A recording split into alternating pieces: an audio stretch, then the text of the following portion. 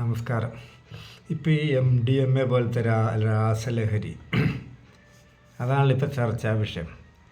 10ാം class തൊട്ട് high school കുട്ടികൾ മുതൽ +2 കോളേജ് സ്റ്റുഡൻസ് മാത്രമല്ല, കോളേജ് സ്റ്റുഡൻസ് മാത്രമല്ല, MBBS സ്റ്റുഡൻസ്, ഡോക്ടേഴ്സ് എന്ന് വേണ്ട സകല മേഖലയിലുള്ളവരും MDMA അതേപോലത്തെ രാസലഹരികൾ ഉപയോഗിക്കുന്നുണ്ട്.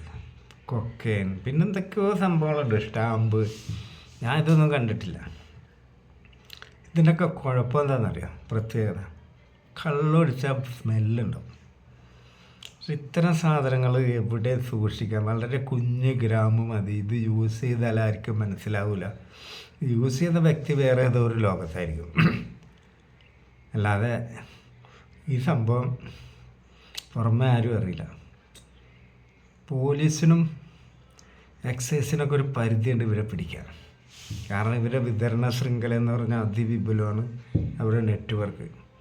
ഇതെവിടെ സൂക്ഷിക്കാം? കുഞ്ഞു കുഞ്ഞു ഗ്രാമങ്ങളല്ലേ,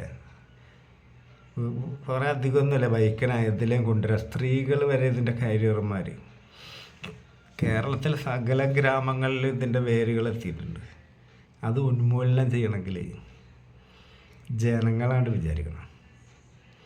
സകല ജനങ്ങളും, അമ്മമാർ പ്രത്യേകിച്ച് മക്കളോട് പറയണം. ഈ +2 10ാം ക്ലാസ് ആ റേഞ്ചിലുള്ളവരോട് പറയണം, നീ യൂസ് ചെയ്യില്ലെങ്കിലും നിൻ്റെ ഒപ്പമുള്ള ആരെങ്കിലുമൊക്കെ ഇത് യൂസ് ചെയ്യാനൊക്കെ കണ്ട് ചെറിയൊരു സൂചന കിട്ടിയാൽ ഞങ്ങളോട് വന്ന് പറയണം. അങ്ങനെ സംശയമുള്ള ആൾക്കാരെയൊക്കെ പിടിച്ച് കൗൺസിലിങ് ചെയ്യുമ്പോഴാണ് ഇതെവിടെ നിന്ന് കിട്ടി. ഈ നെറ്റ്വർക്ക് നമുക്ക് തകർക്കാൻ പറ്റുള്ളൂ. ജനങ്ങളെല്ലാവരും ഒറ്റക്കെട്ടായിട്ട് ഇറങ്ങണം. അല്ലാണ്ട് ഒരിക്കലും ഈ സംഭവം ഇവിടുന്ന് വേരോട് പിഴുതെറിയാൻ പോലീസിനും എക്സൈസിനും മാത്രം വിചാരിച്ചാൽ നടക്കില്ല. ജനങ്ങളെല്ലാവരും ജാഗ്രത പാലിക്കണം. നമ്മുടെ കുഞ്ഞുങ്ങളെ നമ്മൾക്ക് കരുതണം.